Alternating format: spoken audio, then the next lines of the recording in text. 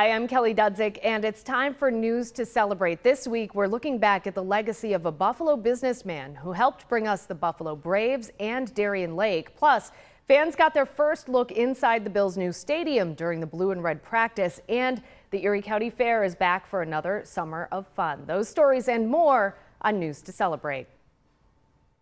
The energy inside the new home for the Bills is just simply contagious.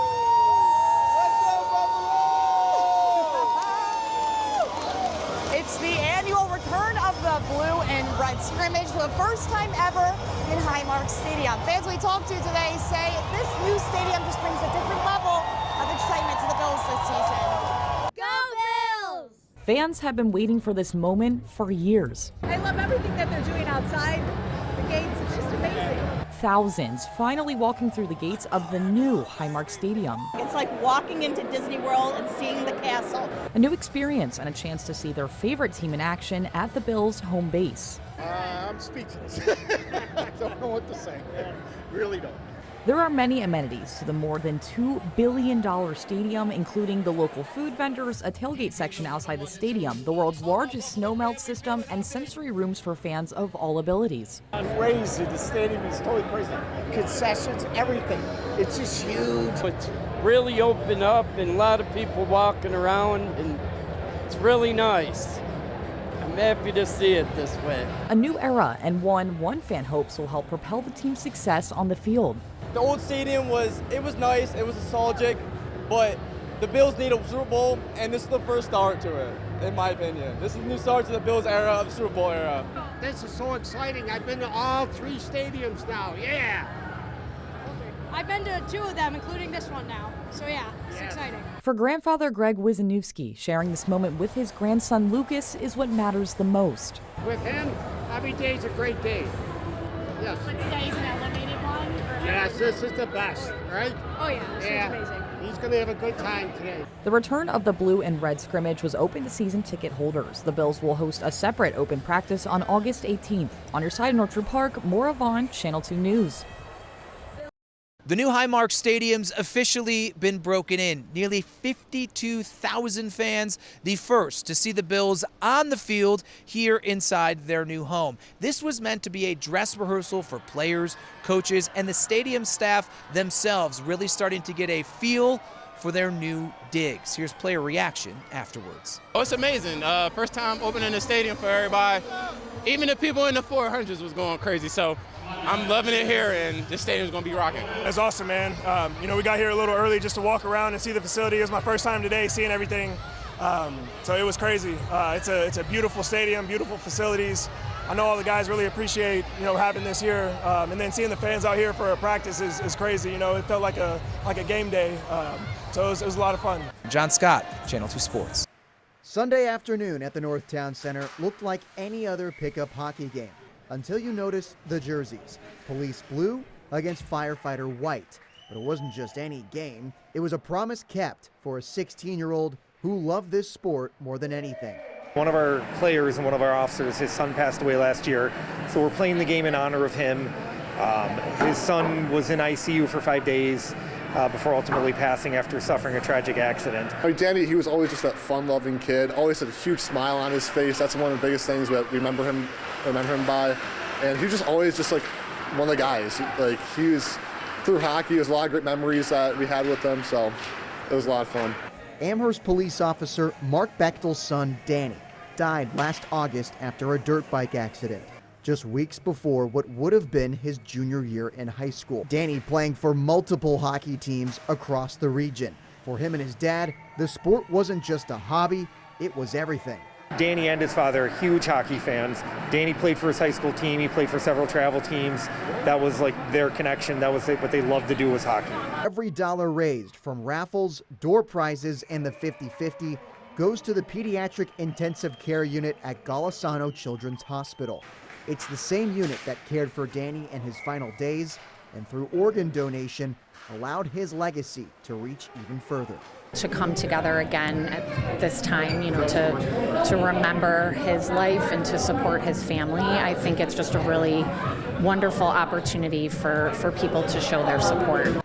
The Bechtel family says they hope to grow this charity game every year, turning one Sunday in August into a lasting tribute for their son. On your side, Nate Mills, Channel 2 News.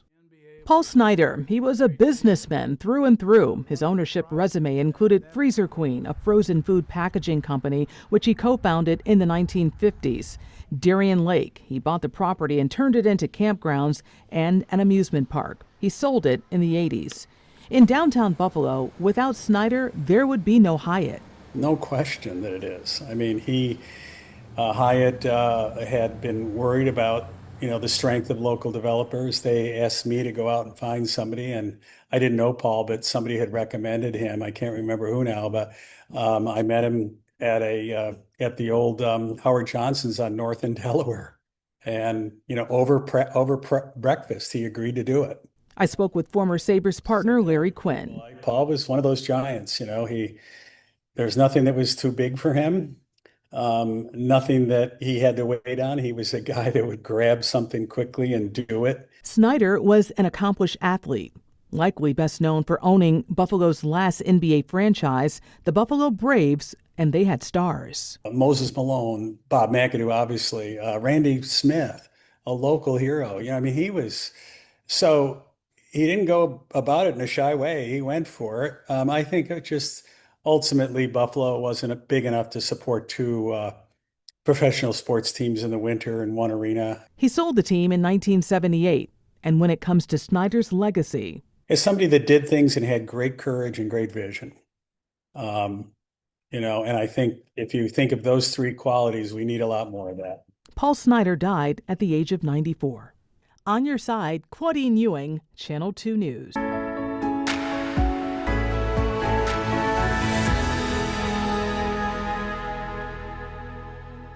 It's opening day here at the Mayer Brothers Cider Mill, the start of their 174th season, and there's a line out the door all day today. I'm here with some people who have been waiting in line since as early as 5:55 in the morning. So I'm going to grab some of them, try and talk to them, and they're ordering their donuts, obviously. But for a lot of people, this is a family tradition. You guys come every single year, right? Every year. We can't wait. We are so excited. The smell in here is so amazing as soon as you walk in. Oh, what's your favorite donut?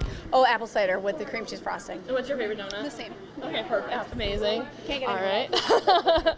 All right. Hi. What is your favorite donut here? Probably the chocolate and orange sprinkled one. Do you come every single year? Every year. On opening day? Opening day. What time did you get here this morning? I think like 6:15. Wow. So you really like these donuts? Early, but not too bad. That's amazing. Yeah, so as you can see, it's definitely a tradition for a lot of people here at Mayer Brothers Cider Mill. They do obviously donuts. They have a couple new donuts this year that they're trying out. They also have a couple new pies as well, but it's not just grabbing donuts for themselves, right? A lot of these people are grabbing donuts for their children, for their grandchildren. Gail, I have to ask you, who are you grabbing donuts for? I'm grabbing donuts for my neighbors, especially my neighbor Matt. And I'm just going to take home 2 dozen and walk down the street and hand them out. So you're the most popular person in your neighborhood today, right? You got to do something. And what is your favorite donut here? Oh, the cream cheese one and apple cider. Oh, good. I think I may have to agree with you on that one, Gail. So the cider mill is open now until 7 every single day until Thanksgiving. So if you want to come out and grab some donuts for yourself, if you're feeling a little hungry, then that's where you can come.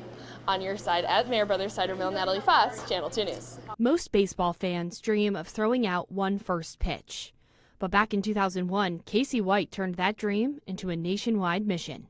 When I was a senior in college, I organized a trip to every single Major League ballpark in one summer to throw out the first pitch to raise money and awareness for the CF Foundation. Diagnosed with cystic fibrosis at age 3, Casey was determined to spread awareness. She started her tour right here in her hometown with the Buffalo Bisons. Maybe if I could get to the majors too, that my dreams of a cure for CF would come true. A beloved intern, Casey's impact on the Bisons organization has stood the test of time. Casey still stands out as one of the best interns that we have ever had. Her advocacy also inspired years of support for the Cystic Fibrosis Foundation from the Bisons. The Riches were involved for many, many years, hosting a fishing tournament that raised millions of dollars for CF. And then John Dandies later on was a big supporter of CF. We lost John this past year. She's proved that life's toughest curveballs don't have to define your story. You know, when I embarked on my tour to all the Major League ballparks, at the time I really felt like I was pitching for my life. Thanks to decades of research, new treatments, and generous donors, the outlook for many people with cystic fibrosis has been transformed. When Casey was born, expected lifespan was about 15 years old. And through all these new breakthroughs in therapeutics, if you're born today, you're going to be expected to live 60 to 65 years. White is now the chair of the National Board for the CF Foundation, the first person with CF to hold that position. But she hasn't forgotten her roots. On July 25th, White was invited back to Salem Field to throw out the first pitch and mark 25 years since her tour. And while it may not have been a perfect strike, it was a moment worth celebrating. To be 47 and to be a wife and a mom and have the opportunities that I've had that just weren't a given when I was growing up. While research has hit countless home runs in the fight against cystic fibrosis, there is still no cure. White says she's determined to help change that. I'm alive because of the generosity of so many others and people all over this country who have opened their hearts and opened their wallets to this disease have truly changed the course of my life and so many others. And now I want to finish the job we started. Smile for the camera. For Vic Dana, a trip back home and to the town ballroom brings him full circle. Little different setup now. A lot has changed in here, but do you still get the same spirit and the same feel? Yeah, I do. Vic was born Samuel Mendola Jr. in Buffalo in 1942. And as a boy in Cheektowaga, his parents enrolled him in dance classes to overcome his shyness. He took off from there, winning a number of local awards and ultimately taking the top prize in the nationally broadcast Ted Mack Original Amateur Hour. From New York City, Ted Mack and the Original Amateur Hour. But it was when he was 11 that he got his first real taste of showbiz. You guessed it, in this room at what was known then as the Town Casino, when his mom took him to see the great Sammy Davis Jr. She went backstage and talked to the master of ceremonies, told him that I was in the audience, and he asked if I would like to come up and dance. And I said, no, I can't. I don't have my dancing shoes. And my mother reached in her purse and said, yes, you do. And she pulled them out. He danced in the opening number, and then Sammy himself called him up for an encore. And at the end of the show, he started to talk about me and asked me to come up on stage and have a little tap challenge. And I did, and he would do something, and I would do something, and the audience went crazy. Sammy wanted to make him his protege, but Vic was too young, so instead he talked the whole family into moving to California to pursue a career in show business. And Vic continued to work on his dancing, but also studied singing, and then came his big break when he was picked as the lead singer for the chart-topping group, the Fleetwoods. That was the career starter. Little altar boy. And it was just the start. Vic Dana put together a string of his own hit singles as a solo act through the 60s. My first hit record, Little Altar Boy. He also appeared in a number of motion pictures and television shows, ultimately retiring in 1990 to sell cars in his now hometown of Paducah, Kentucky. It's an honor to have you up here, Vic. Congratulations. So when his call to the hall came, Vic says it was out of the blue. To think that people here still have some memory of me and the fact that I was born here is kind of special.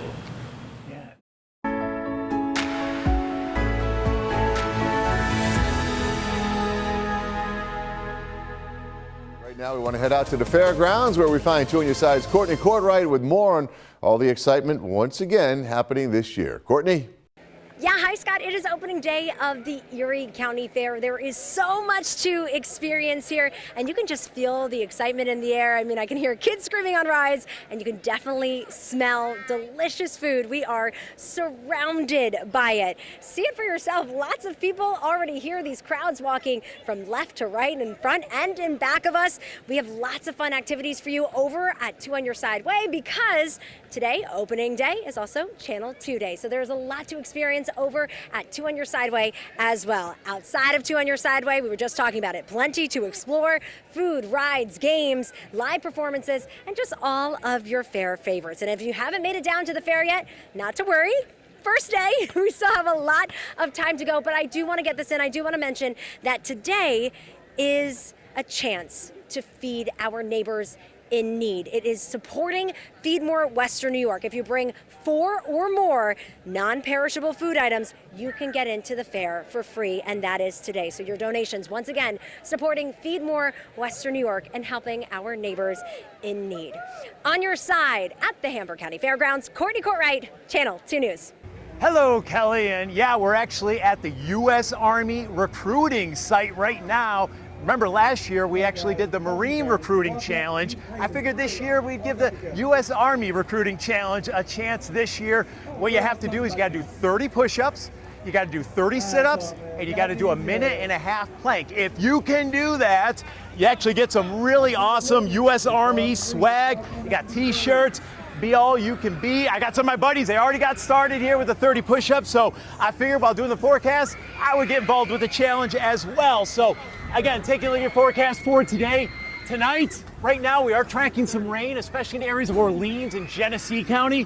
We do have some isolated activity inland, but for many areas, again, we are high and dry, just some isolated showers. And here at the fairgrounds, again, just a couple of spotty little showers that have passed on through. But as of right now, we're actually looking, I think, mainly dry, probably for the rest of the evening as we take a look at your hourly forecast.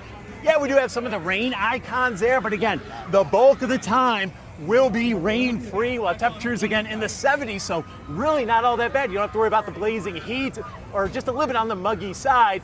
But if you want that humidity to drop, as we take a look at the next couple of days, tomorrow we're looking at lots of sunshine, temperatures 70s to near 80, and absolutely picture-perfect conditions here on Friday. So as we kind of get back to it, finishing up these 30 push-ups real quick, and again, just a gorgeous, gorgeous evening here at the fairgrounds, hanging out with my buddies here with the U.S. Army Challenge. Again, great evening for anything. All right, can you beat 3 seconds, Zoe? 1, 2, 3. All right, you win. All right, you win. Here you go. Here you go. Ready, set. Nice job. Well, I gotta give the other one some too. Sea Lion Splash is where you'll find me. Here you go. Good job, standing by. Sorry, hey, 1 per. It's 3 shows a day. I'd shake your hand, but oh, really? Yeah, we work every day. You work fish all day. Yeah, exactly. First of all, welcome to Western New York, William. Thank you. Tell me about your show.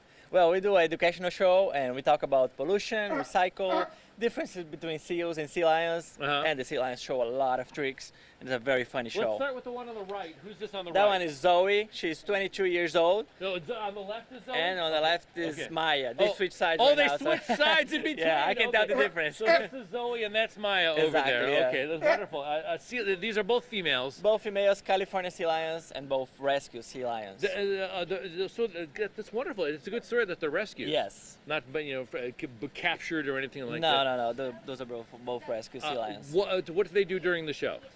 They do dancing just like Maya is doing right now. They do balance a ball like you just showed to her. They can wave, they can talk, they can do many tricks. You have to come and see everything that they have to do here. People can get pictures as well? Yes, that's a chance to do right after the shows, and they get to touch you, and we do a nice picture for a fair memory. It's very cool. It is wonderful. Yeah. Great, and you answer questions. You have a lot of love for the animals. Oh, of course. We have to. It's a lot of work, but we love to. Excellent. We appreciate it. Enjoy your stay here. Thank you. And again, it's going to be good weather for you guys and good weather for you. Enjoy your stay, okay? Try the wings. Or maybe a good fish fry. There you go. So again, shows are at 1 o'clock, 4 o'clock, and 7 o'clock every day here at your Erie County Fair. On your side from Hamburg, New York, I'm Kevin O'Neill, Channel 2 News. Nice job. And that's a look at some of the people, places, and events making memories across Western New York. Thanks for watching. We'll see you next week.